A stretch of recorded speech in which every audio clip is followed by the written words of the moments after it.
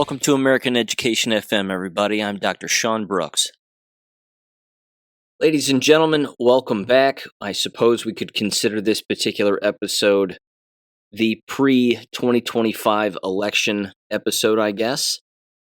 I'm basically going to hone in on that very subject regarding a number of different individuals and locations, at least a few anyway, not many, but a few.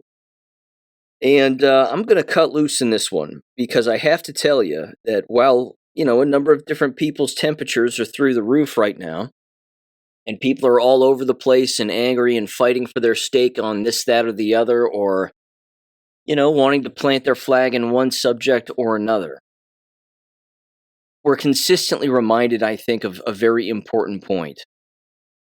That you have endless individuals who claim to be Americans, who are Americans. They are legal citizens here. They were born here. Their heritage is here, the whole thing.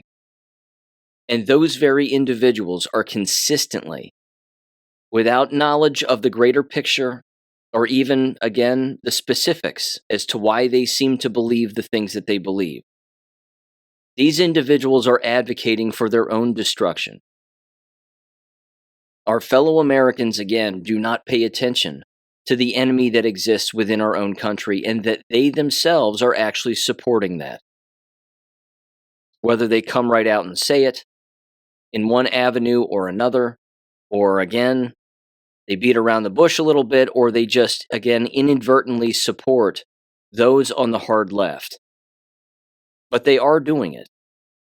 And it's in endless avenues. Now, I didn't speak about this last week because I wanted to give it a little bit of time to see sort of the predictable reaction that took place, but I did watch the full interview of Tucker Carlson and Nick Fuentes. And again, I thought it was a rather milquetoast interview. It could have gone deeper. They could have gotten way more specific. They could have opened up real European history. The problems, again, with Europe before the 1930s, and how we're experiencing those exact same problems here. Lots of people, again, jockeying for position, trying to gain influence, perpetuate perversions, increase inflation. But at the exact same time, again, there are very good things happening in this country too, again, which are stripping the power and certainly the money avenues away from the enemy, which is a good thing. But I saw the interview and I thought, oh wow, that would have been a more specific subject to dive deeper into, and then they didn't. And then they would bring up another subject and I'd say, ooh, spend some time on that one. And then they wouldn't. And I thought, give me a break.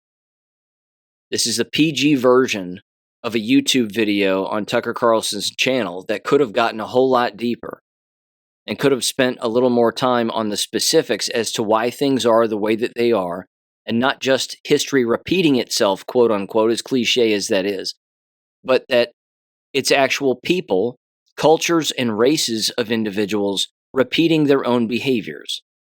That this right here is the problem. Nick Fuentes is not the problem. Tucker Carlson is not the problem. Those guys, again, seemingly are certainly America first, and that's a very good thing, and that's the way that it needs to be. But the predictable reaction is the fun part and the sad part at the same time, because all of those individuals are really the ones who are not America first. These are all of the people, again, who do not care about real Christianity, Jesus Christ, borders being borders, laws being laws, and being able to, again, see the open double standard that exists among numerous people and numerous races and ethnicities and whatever. In particular, again, when it comes to most of those other races attacking white people. Now, this isn't a new thing. This has been going on for quite some time. And it's been openly said, in particular by individuals like Ann Coulter very long time ago, many other individuals long before her, that one of the worst things that happens in American culture, certainly again on the seeming left, is the existence of left-wing white women. That left-wing white women will advocate for the left wing, even as their own head is being cut off by the very people that they claim to support. They'll say, oh gosh, I'm so sorry you feel oppressed, while they, of course, are having their own head chopped off. By and large, again, them along with liberal white men and Jewish individuals and so on, these people are always advocating for foreigners to come into your town, city, state, country, infiltrate every aspect of government because they love government and they know that if they infiltrate those avenues, then they can advocate for themselves and themselves alone at the expense of everybody else who's really been working there and living there and their heritage belongs there, naturally speaking. Again, it's coordinated. They know what they're doing. These foreign entities and these foreign individuals, and they're doing it for very selfish reasons. They claim not to, of course, but that's because they're liars. They'll say they advocate for every citizen, quote unquote. They advocate for every culture. They advocate for every. They'll say every student, every child, every kid, every kiddo, blah, blah, blah, blah, blah, regardless of whatever position they hold. And then when they're done saying that and printing that on their own websites or, again, saying it within their own elected positions or whatever job that they have, they turn right around, they smile, they get a smirk on their face, and they say F you to everybody who isn't me. They all do it. Every single one of them does it. And it's disgusting. And as we know again, these individuals are also just general politicians and so-called conservatives. Now, there was this conference the other day which jumped right on the back of that Tucker Carlson, Nick Fuentes interview, which, again, I didn't think went deep enough. It wasn't serious enough. It highlighted a lot of problems, but they didn't hone in on the Jewish lobby as much as they could have. They didn't hone in on real European history the way that they could have, and that's a problem. And who knows, maybe there were some parameters to the conversation, things that they could or could not bring up, whatever it is. But this conference that took place on the back of that was the 40th annual Republican Jewish Coalition. And like moths to the flame, everybody who takes money from the Jewish lobby showed up and spoke. And I mean everybody, which means these people are not America first. These people do not care about you, me, or anybody else. And one of the best ways that you can tell that the tide is even turned against these monsters is you get on their X accounts when they post this stuff, they post themselves speaking, the entire comments section is eviscerating them. They're being completely lit up with memes, facts, video, documentation that shows that these people are 100% wrong. It's the stereotypical, just, they're grotesque. These people are grotesque. The Ted Cruzes of the world, the Mark Levins of the world, all of these people who, again, come up to the lectern and start walking around calling themselves Zionists, and I'm a proud Christian Zionist, and this, that, and the other. It's gross. But again, I'm gonna play some audio from this as well. But for some reason, this psycho woman has just entered my mind again. This Erica Kirk person. Who is this person? I mean, they can't stay away. They're the bad penny that keeps turning up. They take to Jesse Waters' show the other day on Fox, and she fake cries out of her left eye only again. Sorry. Ooh. And she hangs her head down. She's dabbing her left eye. And Jesse Waters is sitting there like, really? Like, you're not believable at face value. These people are gross. The lying has got to stop. The ownership of these individuals has got to stop. If these people are advocating for Israel, Zionism, Netanyahu, the Jewish lobby, AIPAC, any of these conferences, any of these news channels, any of these organizations like TPUSA, I'm telling you, they are not your friend. They aren't. They're using people. They're lying. They're manipulating people. It is gross. And they all claim to be Christians. These are the people that Jesus cannot stand. He can't stand these people. These are the people, again, looking you in the face. I mean, they're satanic. They're looking you in the face and they're telling you that a particular thing happened. You need to believe this person, even though you've never met them. And even if you did once, doesn't mean you can trust them. But people blindly trust these people to lead them where exactly? Again, you should never trust man. Never trust man. Jesus is the only one to trust. These people are gross. And here's what they all have in common. They all think Charlie Kirk's dead. And most of them, some of them anyway, like Erica Kirk, know that that's not true. But it doesn't matter. Because they all parrot the same thing. Nick Fuentes and Tucker Carlson think that Charlie Kirk is dead. They're nuts. And they actually said the one thing that I've proven on Substack and again spoken about here on the show. They openly said in their interview, and both of them said it like in lockstep, right next to one another. One of them said it, I think, and then it was Nick Fuentes said it first, and then Tucker Carlson repeated exactly what he said and agreed with him. He goes, Charlie Kirk, he got shot, and I don't even want to watch it. I don't even want to watch the video. I don't even want to see it. And then Tucker Carlson goes, oh yeah, it's beyond awful. I don't want to see it either. Why don't you want to see it? Because the so-called fake outrage and emotional outrage is inflaming the smallest part of your brain, which is overtaking your emotion, which is being overtaken rather by emotion, and then cutting down on your ability to critically think. It's absurd. And this is where, again, a Candace Owens of the world gets it wrong too. All these people are spoon bending when there is no spoon. They're trying to bend it one way or another to fit within their, self-conceived parameters of what they think happened. And it just didn't. Candace Owens took it so far as to again bring up the guy who casually walks away after Charlie Kirk gets shot, walks behind the little concrete bridge barrier there, and then pulls out his cell phone, like I said in a previous episode, looks at himself and goes, they just shot Charlie. They just shot Charlie. He's not crying. He's emotionless. And then he's filming the whole thing as they haul his body away that is still alive into a car where Charlie adjusts his head so that he doesn't hit the actual automobile with his head as they toss him into the car.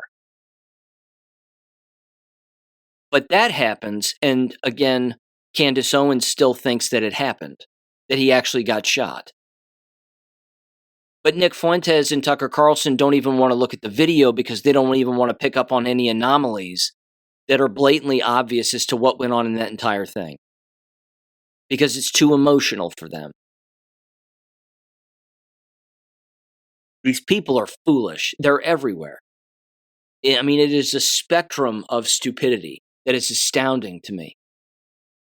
Let me play some audio again, just to highlight some of this ongoing stupidity of all these so-called America First people who are not. They're not America First, not in the slightest. And I know that that's a tagline.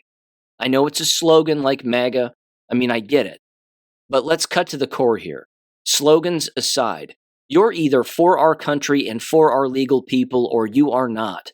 There is no other way to say it. There's no other dividing line here. That's the only one.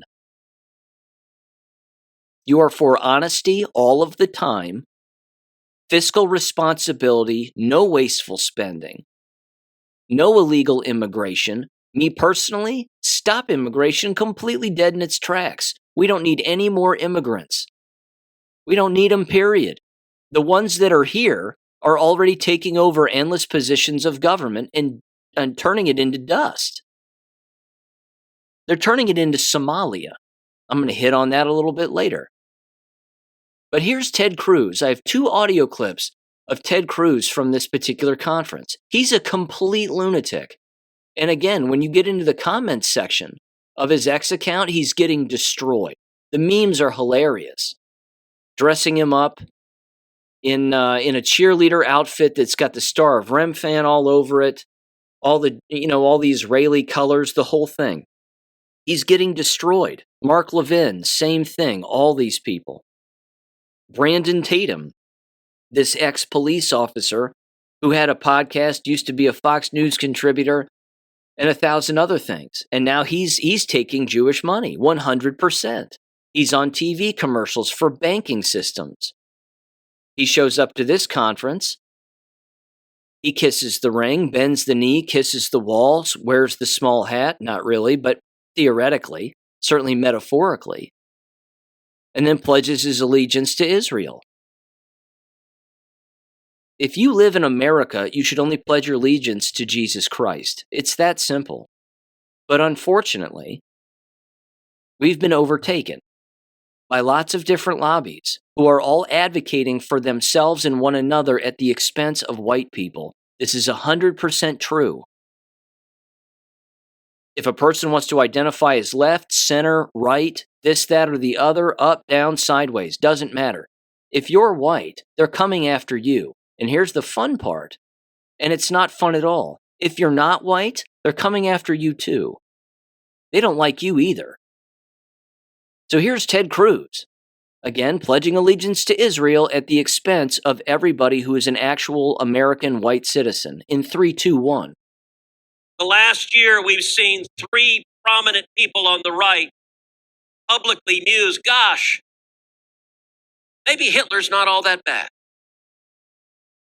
No, he is the embodiment of evil, a grotesque bigot, and if you're confused by that, you're an imbecile. And I have to say, too many people are scared. I want to ask you, how many elected Republicans he's standing up? How many do you see willing to take on the voices in the anti-Israel right? And I will tell you, this is spreading among young people in particular through social media, through TikTok. And it's spreading on 2 different axes. Number one, ideologically, we're seeing isolationism rise. So young people are being pitched, why do we care about Israel? It's their problem. Let them deal with it. We don't care about it at all. And look, I've got to say, in the pro-Israel community, I think it's important to explain why we care about it.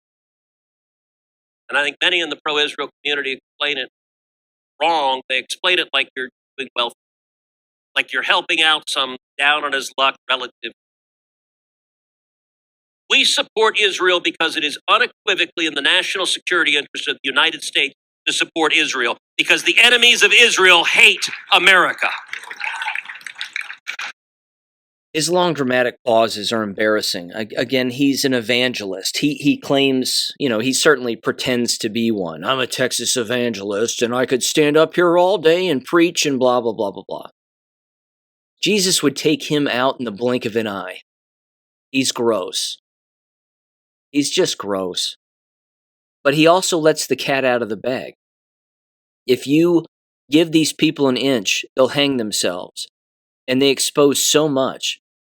He openly admitted that social media has a positive influence on American youth, and that American youth is learning about real history, real European history, where their lineage comes from, what their ancestors fought for, tried to protect, lost, as a result of Freemasonry and Zionism and the banking system and usury and everything.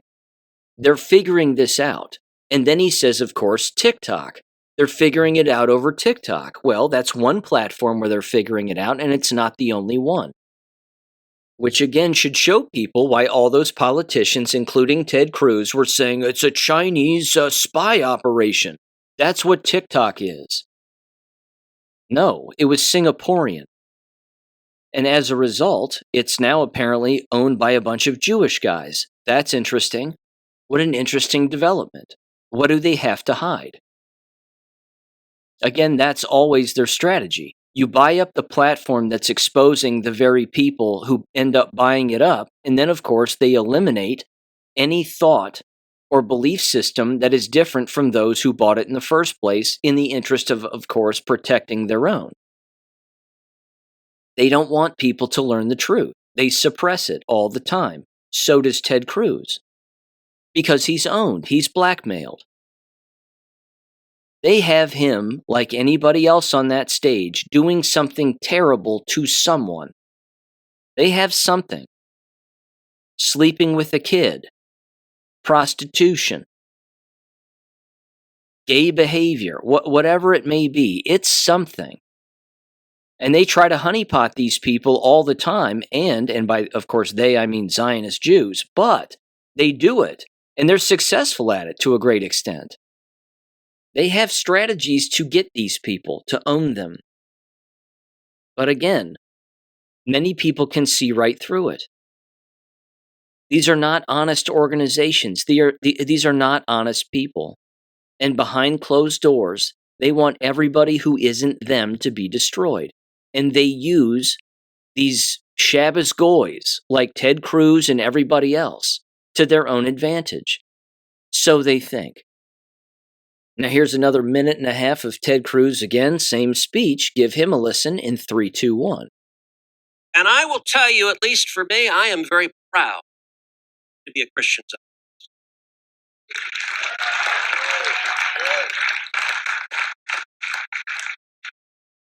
And there are some people who are embraced at the highest level of government who have said there's no one they hate more than Christian Zionists. Well, I'll tell you what, there's no one I hate more than communists and jihadists who want to murder us.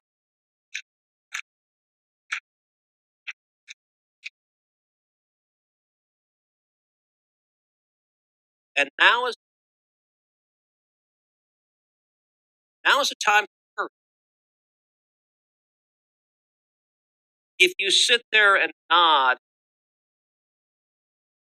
adoring, while someone tells you that Winston Churchill was the villain of World War II. If you sit there and nod while someone says there's a very good argument America should have intervened on behalf of Nazi Germany in World War II. If you sit there with someone who says Adolf Hitler was very, very cool, and that their mission is to combat and defeat global Jewry, and you say nothing, then you are a coward and you are complicit in that. I have to hand it to him. The one thing that the seeming right and the seeming left in that false back and forth paradigm, the one thing that they have in common is when they don't have facts, they name call. They both do it all the time. Instead of just bringing up historic facts, they have no idea that they all sound alike in their approach to those individuals that they disagree with. What they don't understand either is that that is fatigue. That's pure exhaustion that happens on their end, basically, toward people like us, or certainly me. I won't speak for you, but an individual like myself. And then that right there just motivates me to learn more about the very thing that they're making fun of me for. This is exactly why I read Mein Kampf in high school. It was for that reason right there. When I was in high school, walking around the halls, I would hear people call one another Hitler all the time. This was the 1990s. Mid to late 90s. Whatever, you're just Hitler. They would never call me that, but they used it again as a derogatory name. And I remember hearing it all the time and thinking to myself, wait a second. They don't know anything about him. Have they ever read his book? Or do they just go home and watch the History Channel and see non-subtitled video of him giving speeches and or yelling, so it seems? Is that their entire belief system? Did they learn about Germany from watching Indiana Jones movies? It's such low ball, low intellect bullshit that it's exhausting. But that exhaustion motivates people to learn the truth. And the truth now is out there in a way that it's never been. So to not learn about it is a reflection of a person's own inability to think, and that's their problem. But we don't ever have to make concessions for those people who, again, don't want to learn the truth and just want to name call. It's pathetic. I don't have to budge or bend the knee to you because you know less than I do. That's the dumbest thing in the world. So yeah, Ted Cruz can call me ignorant. He can call me whatever name he wants. I know more than he does. And admittedly so. And if he knows the truth about all of this, and he's lying about it anyway or keeping it from people, then who's your real enemy? These politicians are everywhere. They're all over the place. They could be a United States senator or a school board member. It doesn't matter. People need to start learning. Let's play some more audio here from that same terrible conference. I think this is Mark Levin. If I'm not mistaken, give me a second as I pull this one up. Oh, it most certainly is. Give him a listen in 3, 2, 1. I don't need more than 15 minutes. The cowards. We're surrounded by cowards who have microphones, who have TV cameras, who have websites, who have columns. Cowards. It's spelled C-A-R-L-S-O-N. It's spelled F-U-E-N-T-E-S. It's spelled O-W-E-N-S.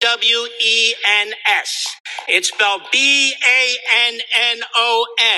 It's spelled Marjorie Trader Green. You can figure that out yourself. And they're not alone. How are we going to attack the Mondamis and the Talibs and the Omars and the Sanders and the rest of them when in our own house this poison is spreading? We've got to take care of business. We can fight the enemy on the other side. But the problem is, the more daunting problem, the more complicated problem is when they're in our house and they're trying to take over our house and they're burning down our house and they're destroying America First and they're destroying MAGA and they're destroying the Republican Party, which means they're destroying the country. Either speak up and stand out, but don't be a pretender. Don't be a pretender. We need help to deal with these people. These aren't policy disputes. These aren't personality issues.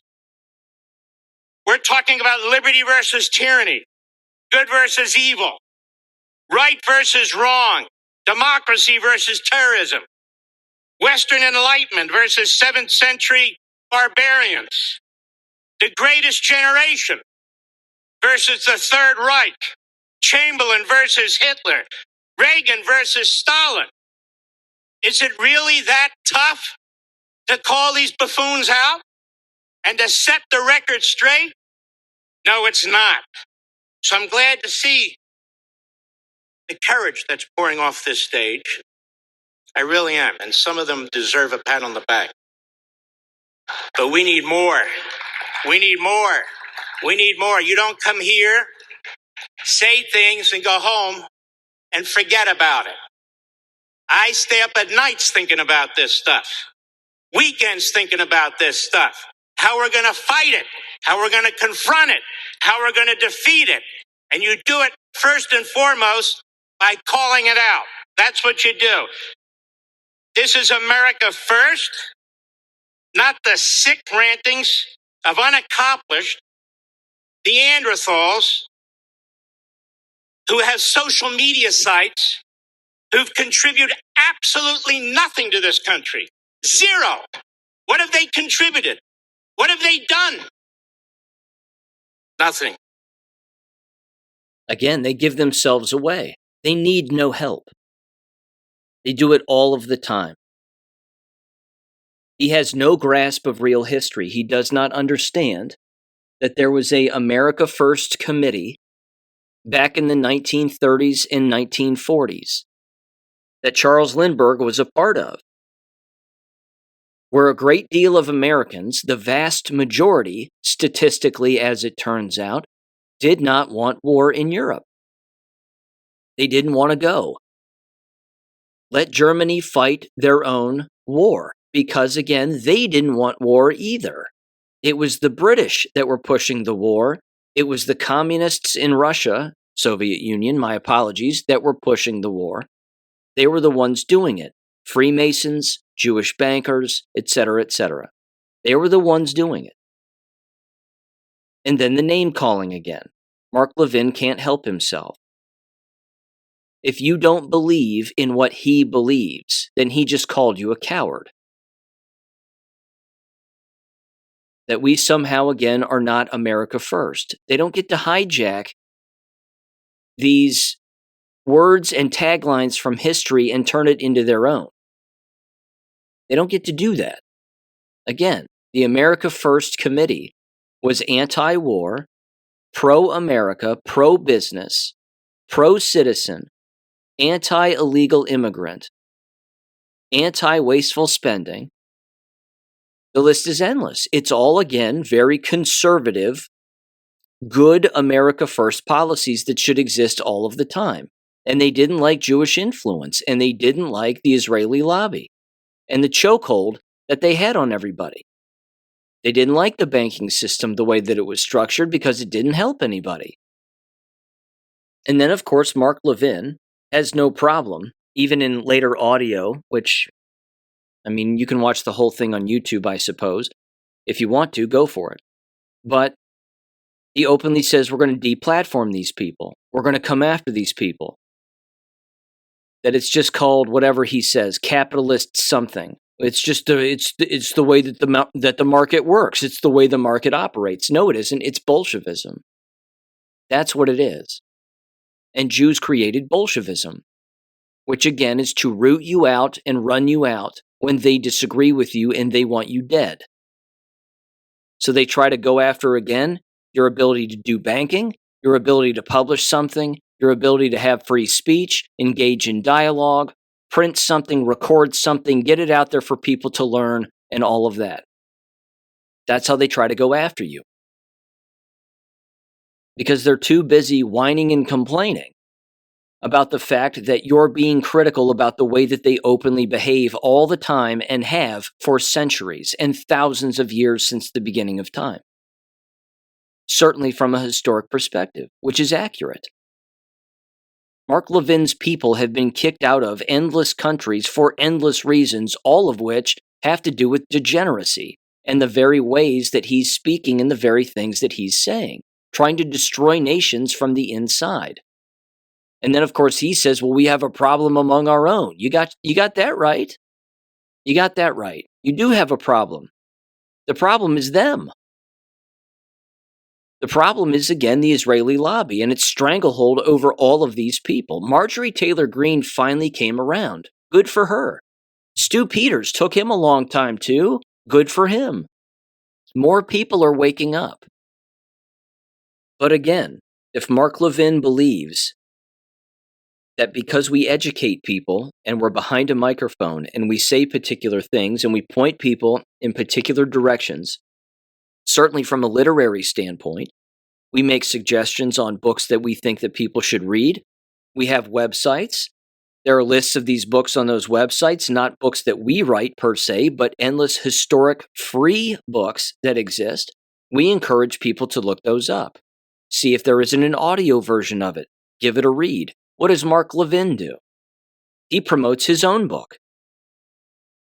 He reinvents the wheel through his Jewish lens, rewrites his own book, calls it communist, calls it Marxist, calls it this, calls it that, and then leaves out the part where Jews were the ones who created those terms. Jews were the ones who created those movements. They were the ones who created that ideology and those practices and that so-called activism, and then, of course, all of the death and destruction that comes as a result of all of it. He leaves that part out, rather, very, very conveniently. It's odd, isn't it? He would lead you to believe that the Chinese created all of that. No, they didn't. The Chinese were taught it by the Jewish lobby because it's in their historic texts. It's in their books. They made it up. If you're not them, destroy them. That's their whole approach. And that approach, by the way, is held by endless individuals, regardless of race, religion, or geographic location, among endless people, because unfortunately, that's kind of been the way that it's been since the beginning of time. That any dissident voice against a group of people who are behaving the same way, that those individuals have to be gotten rid of. Even Scott Jennings, this whatever you want to call him, CNN darling of the conservative right, he was there too. He was at this Republican Jewish Coalition conference, and here's what he said in 3, 2, 1. As I close, let us remember that defending Western civilization is not an act of nostalgia. It is an act of stewardship. We are heirs to a legacy purchased by the courage of those who came before us, men and women who believed that truth was worth dying for and that freedom was worth defending. The Jewish people know this better than anyone. For millennia, they have been the keepers of the flame, preserving not just their own traditions, but the moral foundation upon which rests all of Western civilization. Through exile and persecution, through pogroms and the Holocaust, the flame never went out. As Churchill said, it flickered at times, but it never died. And in 1948, it blazed forth again with the rebirth of Israel. That flame burns brightly today in the courage of Israeli soldiers defending their homeland, in the faith of those who still pray at the Western Wall and at the Shabbat table, and in the determination of every person in this room who refuses to be silent in the face of old hatred that has once again reared its disgusting head. Our charge is to keep the flame alive, to carry it into a confused world that desperately needs clarity, into a divided culture that needs courage, and into a dark age that still longs for the light. Because if we remain faithful to God, into the truths that built this great civilization, then our best days and the world's best days are still ahead. And you have my word. I will never stop fighting for you. I will never stop fighting for America. I will never stop fighting for Israel's right to exist and for the West in every debate that I ever have. God bless the Republican Jewish Coalition. God bless the nation of Israel. And God bless the United States of America. And just like that, Scott Jennings' political career was bolstered by the Jewish lobby. I mean, that's it. He's now being held up officially by the Jewish lobby. He just kissed the ring. He just signed the deal. That's it. So if he becomes the next governor of Kentucky, which is something that has been speculated about, or he again runs for Mitch McConnell's seat in the future for the Senate or something, he's not going to last on CNN much longer. But he just showed you who he is. He's not Kentucky first. He isn't America first. He's not white America first. He isn't black America first. He isn't America first, period. He's Jewish lobby first, because that's who cuts his checks. That's who cuts his check at CNN. While he again wears a MAGA hat, seemingly, or shows up at a Trump rally and goes, "Hey, we got to vote for this guy." He's compromised. And here's the last piece of audio I'm going to play. Again, this is Brandon Tatum. He's a nobody. Again, used to run with Candace Owens and the likes of that group. And then, of course, he fell off into irrelevancy because he's still irrelevant. His claim to fame is he's an ex-cop, and he used to talk about police brutality, but also corruption among police departments, which, again, is a valid point. But it eventually runs its own course. And then, of course, he goes, well, I need money. And he's always had a show on YouTube, which should tell you something right there. And then somebody got to him. Somebody from the Israeli lobby got to him, and they were like, hey, man, we'll put you on commercials. We'll throw a bunch of these fake subscribers your way. People will think your show is huge. We'll give you all these clicks, likes, and shares and whatever else. We'll rebrand you, move your product around, and then you'll be our basically black talking head, so to speak, for the American right. And then trust me, because you'll have our protection in XYZ. And all he did again was expose himself as bending the knee. You cannot take two oaths in this country. You can't take an oath to protect and serve this country and then claim that Israel is our greatest ally and that old trope. It's ridiculous. Only 26 seconds of Brandon here. Give him a listen in 3, 2, 1. The reality is that Israel is one of our greatest allies. And for people to think otherwise, you fall in one of two categories. You're either ignorant or you simply hate Jews. Quit lying to yourself. Quit trying to cover. You just hate Jews.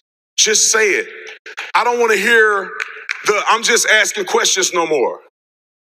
It's so low intellect, it's astounding. There's no intellect in any of that, in that entire statement that he just made. None, zero. I've been through again in past episodes, one in particular, very, very long episode, and it was well worth it. I liked the episode, going through the history of these words that are constantly used. It's exactly why I've said racism is impossible. There's race preference. There's nothing wrong with that. But racism is impossible because you cannot meet every single person of a singular race and be like, well, those individuals are all the same. That's impossible. That's not true. It's behaviors that people don't like. It's cultures that people don't like. And if those behaviors and those cultures are the same and repeated, then individuals again get to not like those people who carry those beliefs and those religions and those ideologies. They get to not like them. That's not a crime. There are people in this country who want that to be a crime, but they only want it to be a crime again when it's against them, not when it's against white people. The irony of Brandon Tatum saying all of that is he used to be that guy too. He used to be the guy who said what I said. He used to be the guy that noticed all of the time the attack on white people, and he didn't like it. And he's black. That should prove that it's not a race thing. It's a behavior thing. But he just kissed the ring. Now he's wearing a big gold chain, and he's got a different wardrobe. Where's he getting his cash? Who's cutting his checks? Now, I just spent about 43 minutes here on all of that. Because the one major avenue, I should say, that is to blame for all of this, certainly the so-called profession, is, as you know, the American education profession. They are the problem here. This is the problem. And the people who control that so-called profession and that indoctrination system is the reason that we are here today. You are never taught about George Lindbergh and the American First Committee that existed in America back during the 1930s. You're never taught that in American school.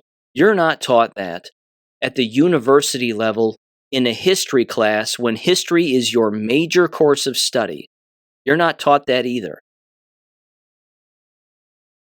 Again, at Miami University, I took whatever it was, 4 history classes as an education major.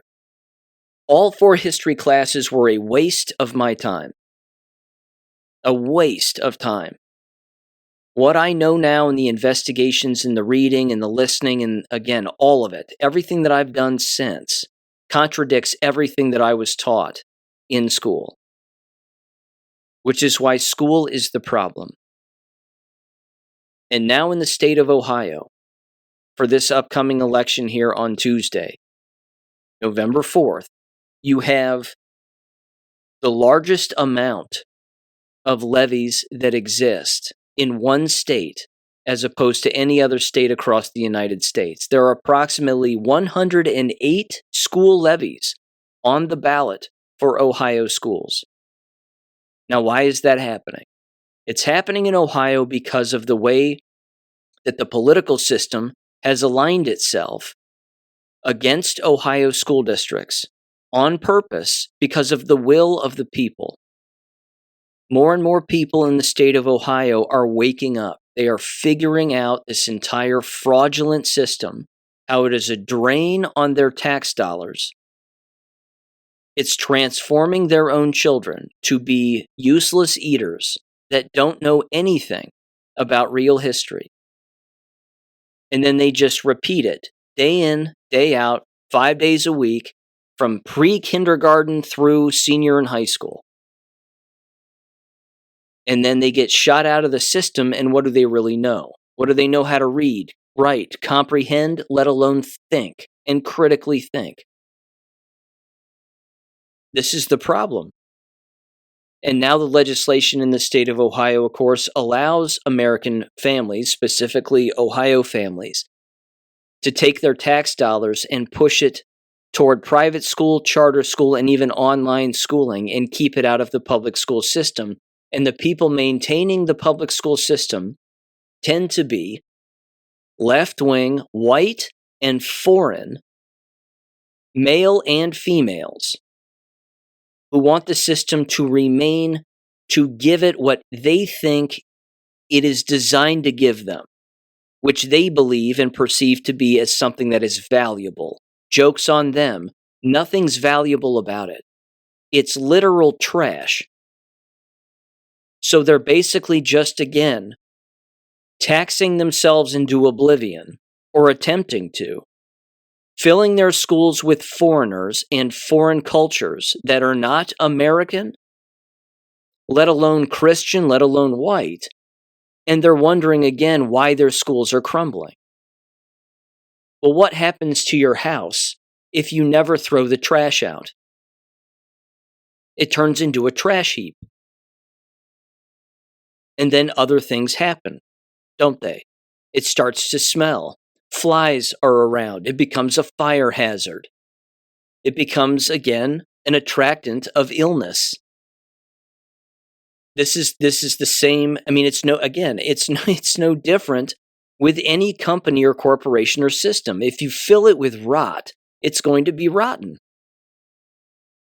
Now, let me just spend a quick second on this before I dive into the actual school systems themselves, because again, this particular guy is stereotypical of what the left-wing Jewish lobby also produces while masquerading as a Muslim Indian socialist.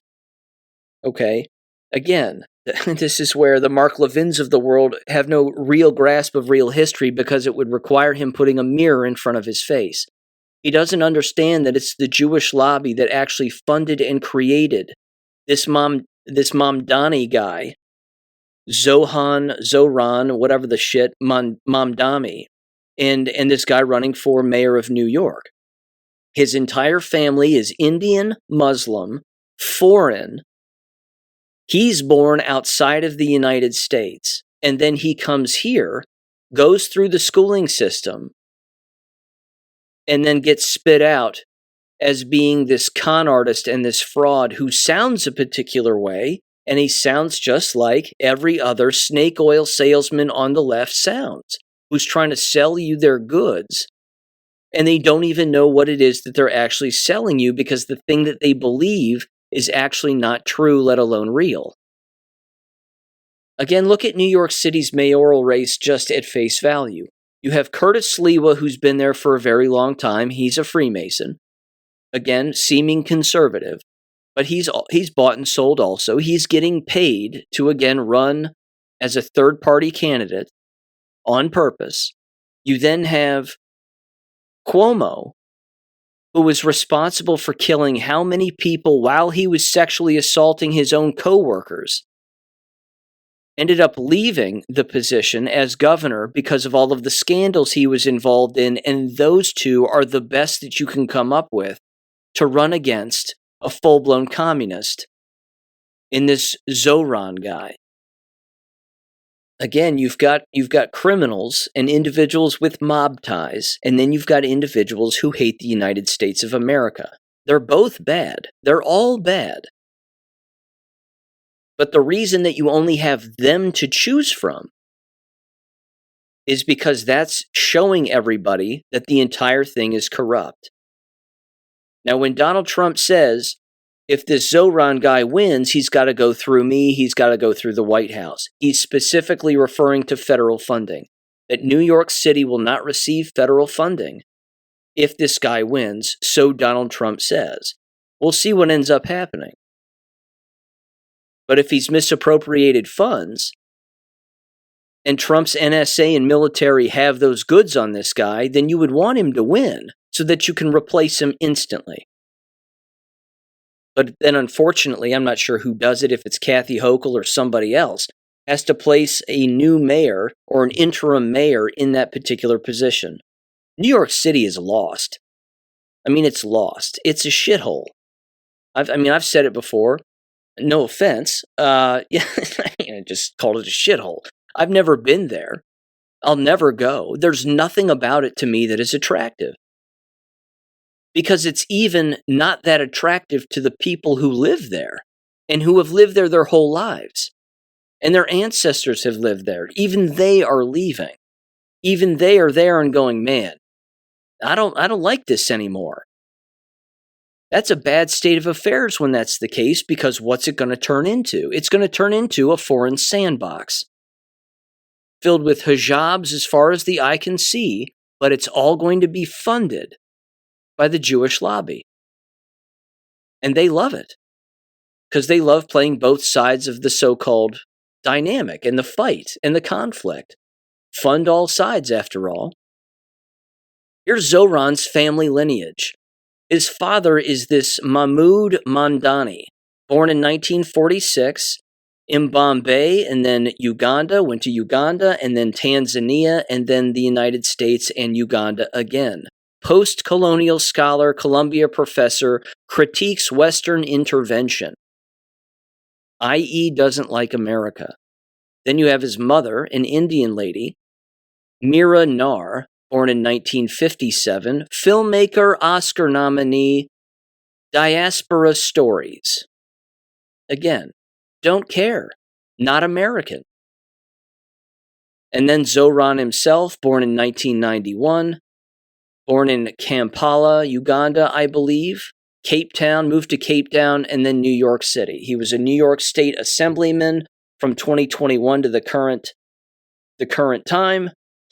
Democratic Socialist of America, socialist person, thing, whatever, hates America, and now, of course, the New York mayor nominee. So what's he done exactly?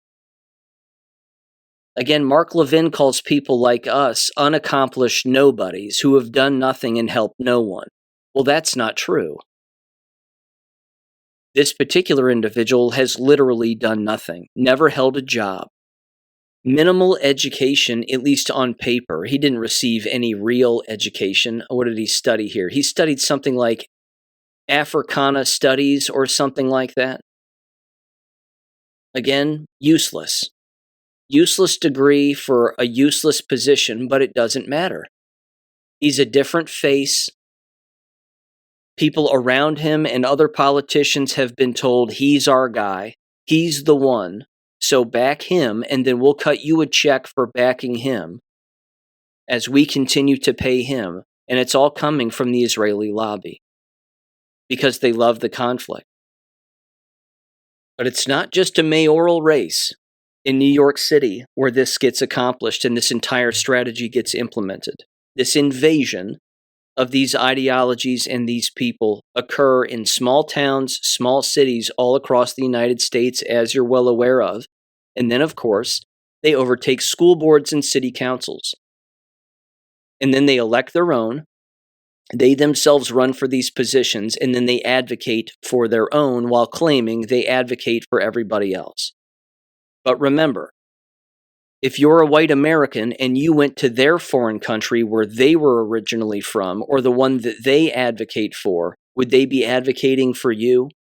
Would they allow you to run for some position over there as a foreigner? No, of course not. They'd cut your head off. They'd rape you, they'd murder you, and they'd cut your head off. This is again why white liberals are the worst. Because they advocate for their own destruction without even caring or knowing about it. They advocate for the destruction of the ground they live on, their own life, their own autonomy, if they think they have any. They advocate for the destruction of everything at the expense of themselves, the people around them, their lineage, their ancestry, all for foreigners. Now, you're not going to believe this. This is, this is hilarious that this would happen this way. But I was on X the other day, and I came across this clip, and it was on the X account End Wokeness, which is a rather large account. And they had this video from October 31st of a Somali woman running for school board, surrounded by Somali kids, draped in Somali flags. And she says that she cares about Somalia and advocates for Somalia. Guess who this woman is? This woman is the same woman who sits on the Westerville City Schools school board in Westerville, Ohio. This Anissa Liban gal. This is the one who was selected to be on the school board, not by vote, but just by choice. Once the Nancy Nestor Baker gal decided to resign because she was under investigation from the Ethics Commission for voting for her daughter for particular votes and a pay raise and everything else when her own daughter was working in the same school district. That's frowned upon, and of course you're not supposed to do that. But the simple pressure and the simple fact that she received a note in the mail that said you're being investigated by the Ohio Ethics Commission, she immediately resigned her position. Tearfully so. And then they gave her an award, patted her on the back, and whatever else.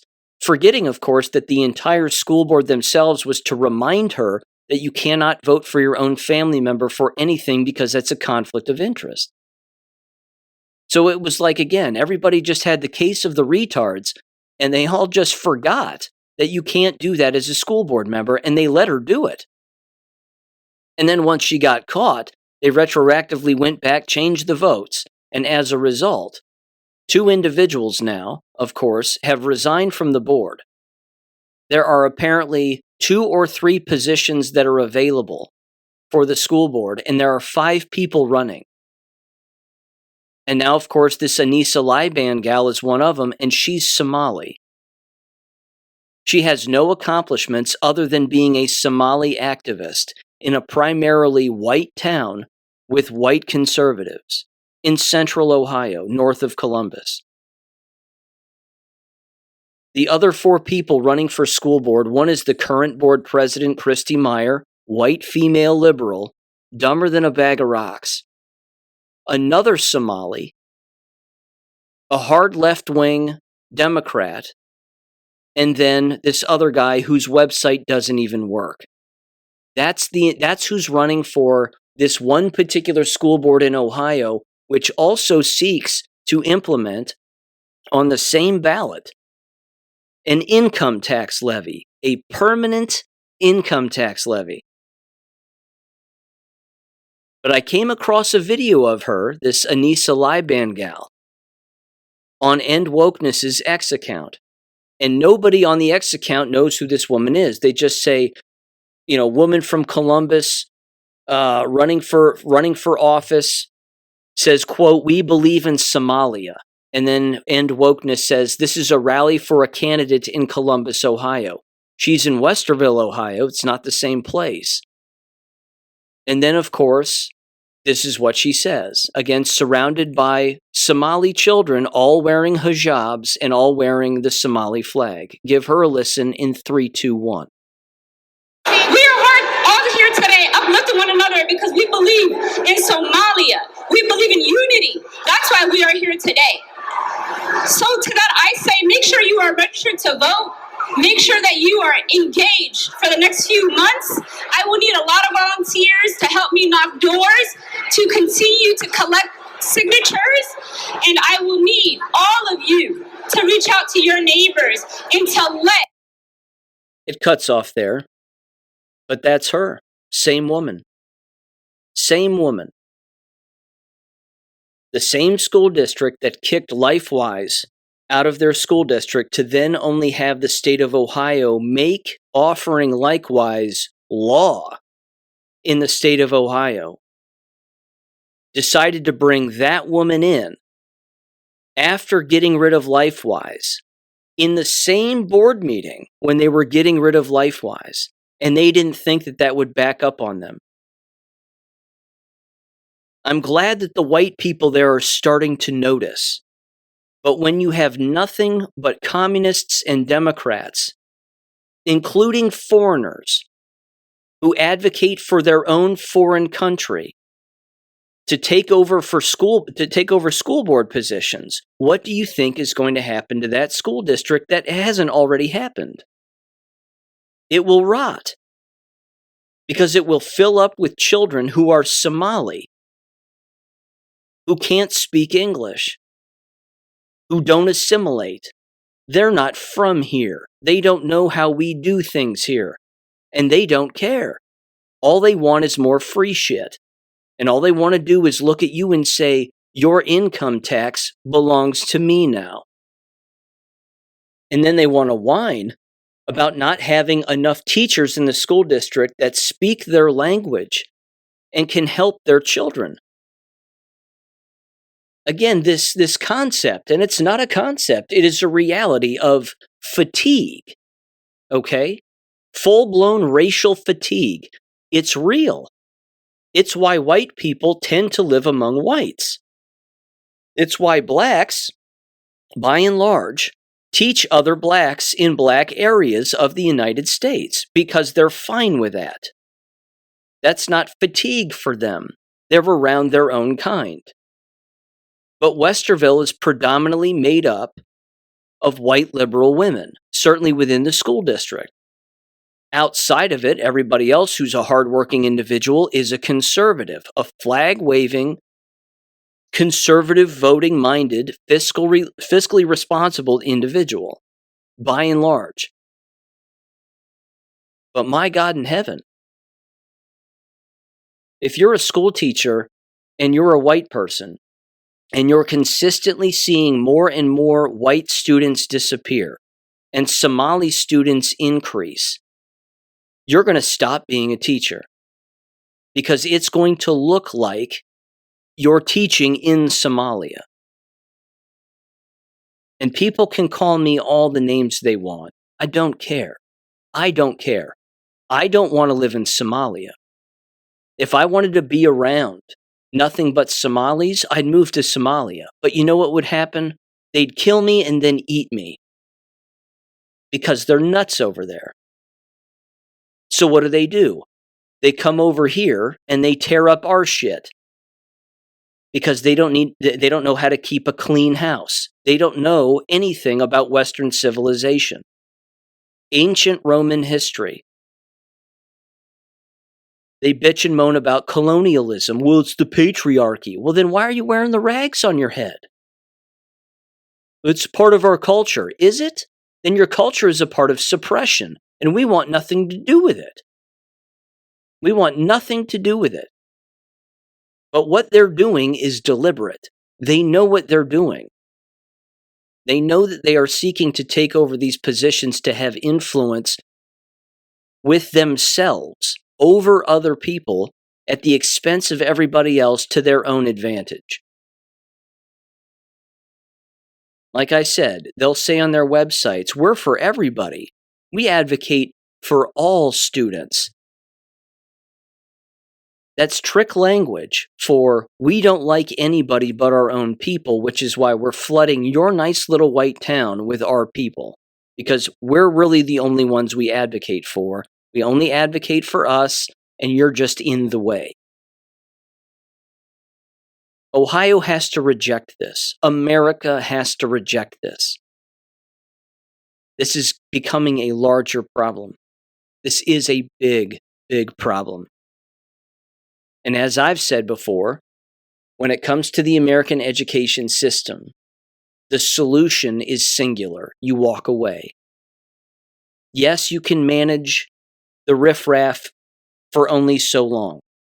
You can get rid of the top individuals, superintendents, if you get a majority on the board of conservative, minded individuals who know the difference between right and wrong. You can doge these places, go through the finances, go through the books, find the wasteful spending, and expose all of that. But at the back end, every single time, you're going to have these foreigners whining and complaining that their Somali kids or whatever country they come from don't have enough translators and don't have enough people who, again, identify along with their own kind in order to teach them particular subjects. In one of the last news reports on Westerville City Schools and this income tax levy, which, by the way, it's also law in the state of Ohio now, that when you put a particular tax levy on the ballot, if that particular kind of levy fails, that particular school district, town and or city can never use that kind of levy ever again. Westerville tried with a property tax levy the last November, and it failed miserably. An income tax levy now, they're done. After this one, they're down to bake sales. They're going to have to start making cookies and cupcakes to keep the lights on. And I'm 100% fine with it because they don't know how to do that either. But in one of the last news reports about this particular levy, of which there have been many, it's highly controversial in the state of Ohio to again have an income tax levy. It's brazen. The balls to even suggest a thing and the stupidity to even suggest a thing is astounding to me. It's so insulting. But in one of these, again, my apologies, in one of these last news stories about it, they ran some video again. They interviewed the superintendent, who's just like, "Oh well, we need to pass this levy," and she's on the brink of tears. And then they interviewed Doug Krinsky again, who openly says they're mismanaging the budget. They're mismanaging and they're overspending, and they need to stop it. They have the money. They have hundreds of millions of dollars at their disposal that they openly admitted in the last board meeting, right before, again, this election is taking place, that they're just sitting on well over $100 million that they can use for whatever they want, while, again, spitting in people's faces and telling them it's raining. And then they interviewed this other liberal woman who was just like, "What are my kids going to do without art, gym class, and band? Oh my God, what are they going to do? They need a well-rounded education and they need art, gym, and band." No, they don't. Those positions and positions like it never should have existed in the American school system to begin with. This, again, is part of the liberal pacification of the truth at the expense of everybody. If you can't run and do a push-up without having formal instruction from some human in front of your face in person in a brick and mortar building, there's something wrong with you. If that's what you need all of the time, there's something wrong with you. Go home and do a push-up and a sit-up. Get on YouTube. Type in exercise program or exercise apps that have exercise programs. Download the app, pick one, and do it. There's your physical education lesson. No one gives a damn about the rules of volleyball. You don't need that in life. You don't need to learn the rules of volleyball in life or field hockey. What's the field hockey stick called? What's the ball called? What does offside mean? Blah, blah, blah. It doesn't matter. It's a waste of time. It's a waste of money. If you want to learn how to play an instrument, like I said earlier, if you want to learn how to draw, again, YouTube. They have drawing videos, drawing tutorials. Learn how to draw like an artist. Great, do it. Do it from home, though. You don't have to do it during the day. And then same thing with band and music. People learn the piano at home. They get online, they watch a piano tutorial on YouTube or any other piano playing app or any other instrument app that exists, because it's all ubiquitous now, and they learn the instrument. You don't need formal instruction. Sitting next to your fellow goofballs, all playing the same instrument at the cost of everybody, while everybody else is paying for it with their hard-earned tax dollars, in particular, when most of the individuals who live in the area aren't even attending the school. They're literally taxing themselves to pay for something they don't participate in. And then they come up to the microphone and they tell everybody this because they're virtue signalers and they're do-gooders. And it's all of the time. Well, I care about everybody and I care about this community. And our property values will go up if we do this, that, and blah, blah, blah. That's not true. Your property taxes will drop if your school system fails. If your school system ceases to exist in your area, your property taxes will drop, but your value will increase. Do you know why? Because people love privacy, and privacy is valuable. And if you're not being hounded by your local community and people knocking on your door asking for free shit, your property and your property value will increase. Because people will be like, holy shit, look at that place over there. Nobody hassles them. Nobody bothers them. There's no liberals around asking for free shit.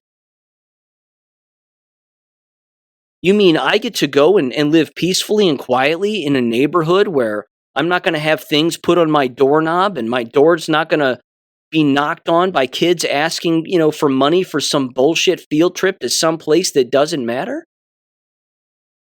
I know I'm wound up in this particular episode, ladies and gentlemen, but again, it's pre-election here.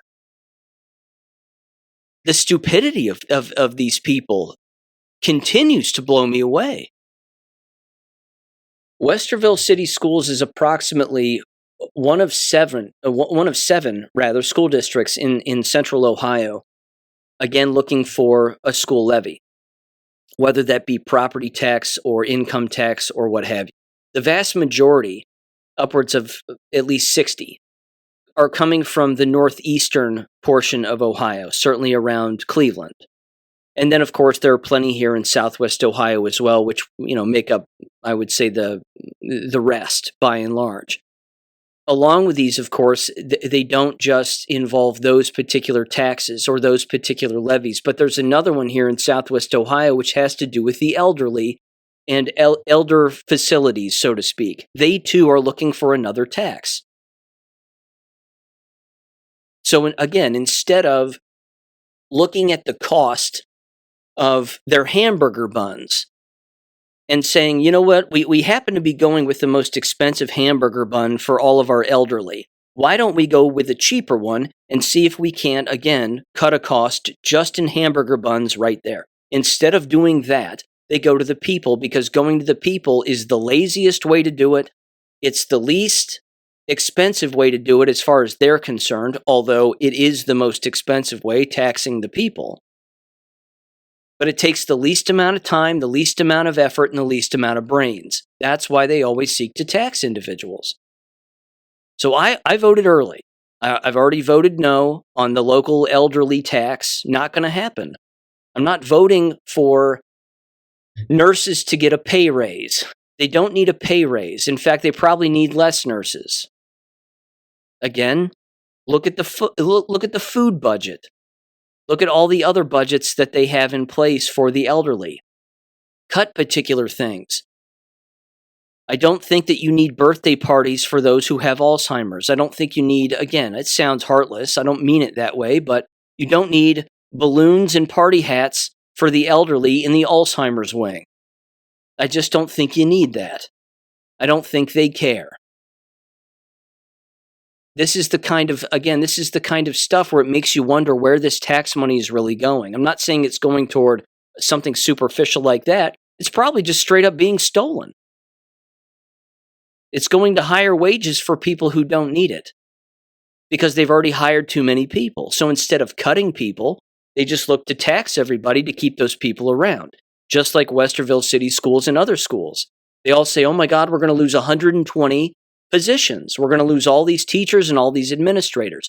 You'd be surprised how many school buildings don't need as many administrators, counselors, or XYZ that actually exist. And then they all provide the exact same excuse every single time, in particular in the school business, which is, well, the state makes us do more, which is why we have those positions in the first place, because those positions are responsible for doing a whole lot more. Says who? You actually don't have to do everything that you're asked to do. You just have to learn the word no. If there's certain things you have to participate in or paperwork you have to provide, fine, do that. But you could also just teach students to pick themselves up by their bootstraps, stop being bitches, and go back to class and mind their own business. You could do that. Counselors could do that, but they don't. Because every student is a potential broken soul. And this is again the wussification of our entire society. Is everybody has a problem, you just don't know it. So we're here for you. And you need our assistance, because our assistance is government assistance, and you can't exist without us, the school system in your town or city, and you can't exist without government. That's what they want you to believe. The exact opposite is true. I almost want to say this in conclusion. In fact, I will say this in conclusion. I'm going to play a couple of pieces of audio. I think this summarizes it perfectly. I've played his audio before. I'm going to play it right here again. This is Doug Krinsky from the Westerville City Schools in Central Ohio. Again, it's just one school district, but it's one school district that is really the epitome of the American takeover of foreigners, left-wing ideology, and all of it at the expense of everybody in the area who's a brainwashed liberal who has no problem paying for their own destruction, actually paying for their own financial destruction. These families that pay for this income tax are going to be spending $500 to $1,000 more per year for a public school system if this income tax levy passes, which is permanent. So what's free about public education again? If you're being taxed, it's just coming out of your paycheck then. Yes, you don't have to physically write a check, although you still do through your property taxes, but now they're going to tax you twice. Here's some audio from their last board meeting. It's Doug Krinsky. I'm going to play him first, and then I'm going to play two liberals who follow him. The entire room is filled with hypocrites, but we've all seen the meme, and I've described it, and even put it in the war videos and on my social media and the whole thing, and you've seen it too. It's the hand drawing of the one individual standing in a crowd of other hand-drawn individuals all staring back at them in this massive horde. And the one individual looks at all of them and says, "Yes, you were all wrong." That's Doug Krinsky here. It's the man against the masses. And he's looking at all of them and he's saying, "You're all wrong." And he's right. He's right about the numbers. He's right about taxation. He's right about the fact that the school district has copious amounts of millions of dollars that they could easily move over and just start spending, upwards of $200 million. And they're claiming, of course, that they need an extra $20 million to keep the lights on, or else we might have to go to a 4-day work week. And then other people chime in and go, "But what are we going to do on Fridays when we don't have school? What are we going to do with our kids? How are we going to pay for daycare? Blah, blah, blah." You just admitted that the school system is a daycare facility then. It's not a school filled with learning and academic achievement and comprehension. It's a daycare. But like moths to the flame, these people come up there to the microphone and they speak with emotion. No facts, just emotion. I feel like. It just seems as if. Why can't we just do this? I can't imagine feeling this way about this, that, or the other. It's a stark contrast, again, between what Doug Krinsky says and what these liberal whites advocate for, which at the end of the day is their own destruction. Give Doug a listen first, and then I'll play the others after him in 3, 2, 1. Thank you. Well, I just want to address a couple of things from the last meeting, some misleading information that supposedly has been out there to the community that we are putting out there as the Vote No group. In fact, the information I believe that was referred to from someone on the stage last time was about state funding. It's absolutely incorrect to say the district is getting less money over the last 6 years. The district, if you go and look at the line items on their own numbers, shows particularly over the last 4 years, the district has gained more money from the state. That's a fact. You can debate it any way you want. Facts are facts. So let's look at it this way. Since 2020, we've invested $1,176,000,000 into this district through our local, state, and federal money. And what's happened? Test scores have continued to drop over the last 10 years. And yes, we can look back and we can use that as a measurement moving forward. They have dropped and they have not gone back to those levels. Enrollment from the 2019 projections for the property tax levy that was passed, 2,065 kids have never appeared into the district. The state has increased their money by 16.5%. Enrollment has dropped. Last year alone, the expenses went up almost $23 million while enrollment was dropping. This will be a permanent income tax of 0.75%. Renters, homeowners, they need to be aware of this. It's on your earned income. And talking about positions, the district has added 171 positions over the last 5 years while enrollment has dropped. Interesting. Board has found $9 million in cost savings after the $20,800,000 levy failed. Before that levy was voted on, we asked them to look at cost savings. There were no cost savings to be found, yet after they found $9 million. This time they're asking for $24,300,000 after they found $9 million in savings. And now they only need to cut $20 million, but yet they're asking for $24 million. The numbers just simply don't make sense. This would be an increase of 32% more than the property tax levy that was proposed last fall. The board is sitting on over $100 million in cash reserves. They could very easily use that money to cover whatever cuts they think they need to make if this levy income tax does go down. We need to keep Westerville affordable, and I hope encourage people to go to our website, concernedcitizensofwesterville.org, and vote no. Thank you.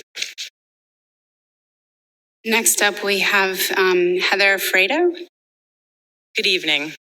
My name is Heather Fredo, and first and foremost, I'm a proud parent of a Westerville City School second grader. My husband and I also have a 5-year-old and a 3-year-old who will soon be joining this wonderful district.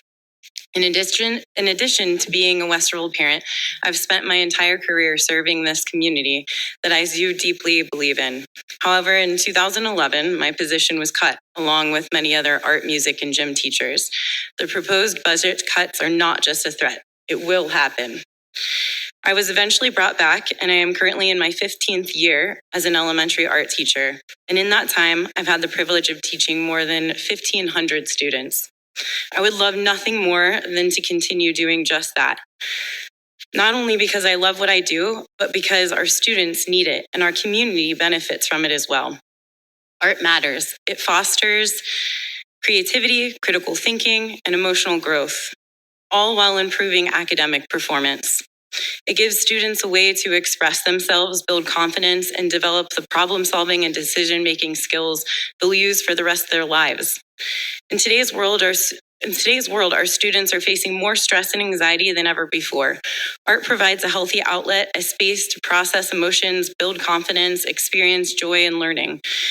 Study after study shows that students involved in the arts report lower levels of stress, higher school engagement, and better attendance. For some children, art class is the one part of the day where they truly feel successful. For many of my students, art is a safe haven, a place where they can truly be themselves, where they feel confident and seen. It also helps them understand the world around them. Through studying different cultures and histories, they gain perspective, empathy, and appreciation for others. Art has captured our history for centuries, and it will continue to shape the history we're creating today. Art doesn't compete with academics, it enhances them. The skills students develop in art class, creativity, perseverance, critical thinking, and collaboration, are the same skills employers look for in every industry. As Ohio's economy grows in technology, design, engineering, and healthcare, creativity and innovation are what set our students apart. Cutting art today means limiting the creative capacity our community depends on tomorrow. Art brings people together. School art shows, murals, performances, these are moments where families and neighbors come to celebrate our students. Art gives every child a chance to shine, regardless of test scores or background. For many students who struggle elsewhere, art is where they find their voice. When we remove that opportunity, we risk silencing them. The return on investment in arts education is measurable. I know it's not easy to say yes to one more thing, especially when times are tough and budgets are tight. But education, thank you. Thank you. Doug Krinsky speaks. He's the only one who speaks against the levy in the entire public comment section. The room has however many people it has in it. And they don't applaud him when he openly tells them, you're having your money stolen by a government entity of people that you elected. They walked into your house, they stole your belongings. They're lying to you about stealing your belongings and stealing your money. And now you're going to vote for them again to do the exact same thing again. It's what he just said. And he receives zero applause. None. And then every person who comes up to the microphone, there was one woman who spoke before him who got applause. And then everybody who speaks after him receives applause, most of which are white liberal women. All advocating for the school system, all advocating for the levy, all advocating for their own destruction. A real estate guy even gets up there. He goes, hey everybody, my name's Chet. How's everybody doing? I'm in real estate here in Westerville. Everybody knows that if the public school system fails, property values go down, and that's bad on the real estate market. The real estate market needs public education to be successful and thrive. And then he gets a round of applause. Because he has to say that. Because he's believing the same lie that everybody else is told about property value and public education, and how those two things are intertwined when they are not. It's a lie. Not everybody, in fact, it's the vast minority of an area moves to an area, not because of the public school system. They move there because of jobs and industry and the ability to make money, not piss it away. That's what raises property value. Innovation raises property value. Ingenuity, entrepreneurship, not government. Not government indoctrination centers. Which now leads me, of course, to the local school district in conclusion. The Talawanda City School District in the town where I live, of course, has a local school board, and there are four individuals who are running for two positions. The two individuals who are currently on the job, on the board, one is an interim member and the other's been there for 8 years. They are both useless. They're both communists. They're both liars, documented liars. Catching them lying is as easy as putting your pants on in the morning. It's that simple. And they do it all of the time. And the other two guys running, Tom Heisler and Corey Fry, want to hold everybody accountable for the policies that they have violated, the laws that they have violated, the money that they've wasted, all of it. The choice here is very clear in the town where I live. Not to mention the two individuals who currently sit on the board. One is an interim, like I said, and one being there for 8 years. They will propose another tax levy. That tax levy will fail. Even if they don't need one, they will probably still advocate for one because they love wasting everybody else's money, even their own. That's how dumb they are. America has got to wake up. Americans have got to wake up. Stop taxing yourselves. There's a sign in my yard that says, vote no on all tax levies. I don't care what it's for. Doesn't matter. It's in the yard every October through Election Day. Taxing yourself, like I've said, is like putting your hand in a car door and slamming the door shut. It's a complete waste of time, energy, your money, and any prosperity that the area seeks to actually have. If you can't win these school board races and you can't win and take over these school systems, which again, even in winning the school board races, it's a very difficult thing to maintain that and to actually turn the whole system around because the rot is so pervasive within the actual working environments themselves that it's next to impossible to actually get rid of. You can delay it to an extent. That can, again, ensure that there won't be a levy on the ballot in the future. You can hold people accountable, bring that evidence to the public, set the example. Say, look at all of the wasteful spending that was happening when all these people were here. Now they're not here anymore and they can't take any responsibility for it, nor would they admit it. But here's what they were doing. You can educate the public that way. You might get a few votes down the line. A few people in the future might, again, vote for fiscal conservatives who are interested in making sure that money isn't being wasted.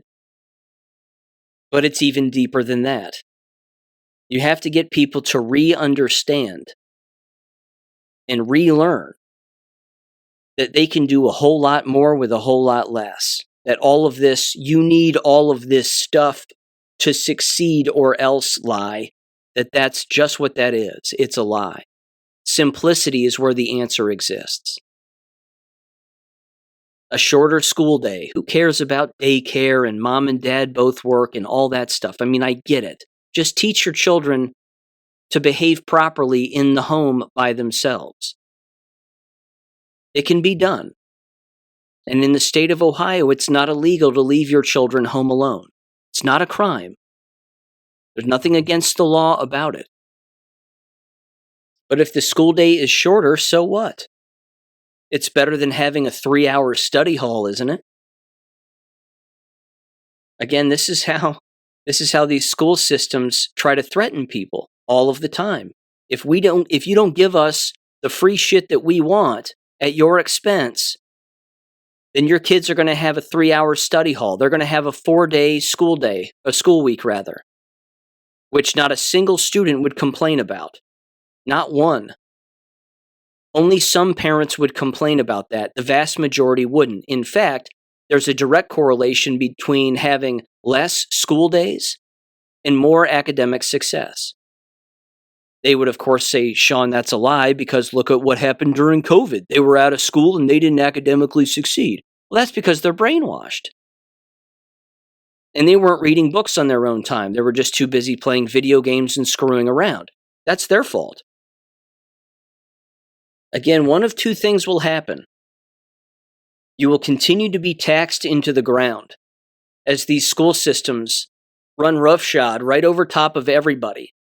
Lying, cheating, stealing, taking from everybody and giving to themselves, all while the collapse occurs. Or you vote against them and then you walk away, amplifying their collapse and proving that the area can exist, property values will increase, and everything will be fine, even if the school system starts to fail. It's the latter option that is really the way forward. I've said it before again. These school systems and these school buildings are going to be left for the mentally handicapped and the physically disabled. A listener of the show who was a previous guest also made this excellent point to me last week, as a matter of fact.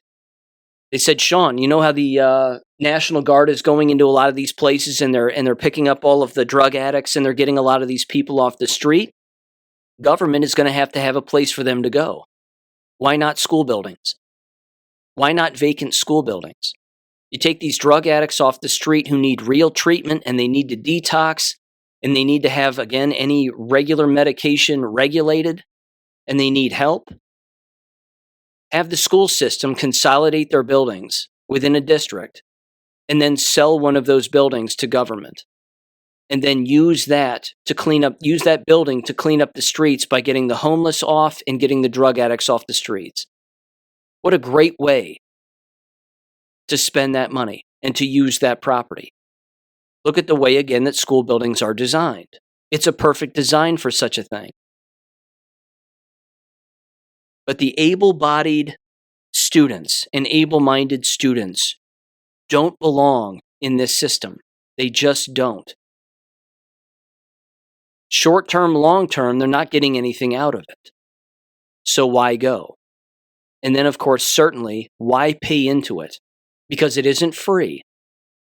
Your property taxes go into these local school systems, and now potentially, with your own vote, putting a gun in your own gut and pulling the trigger, your income tax will go right to these same failing systems that are getting more expensive because of the spending that they're engaging in. It's not because they're being given less. It's because they're spending more because they think they need more. People have got to lift the veil.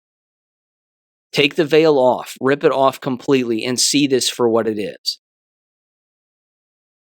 If these left-wing foreigners and whomever win these school board positions and taxes increase across the board, short-term, long-term, then again, if people vote for this, they're voting for their own destruction.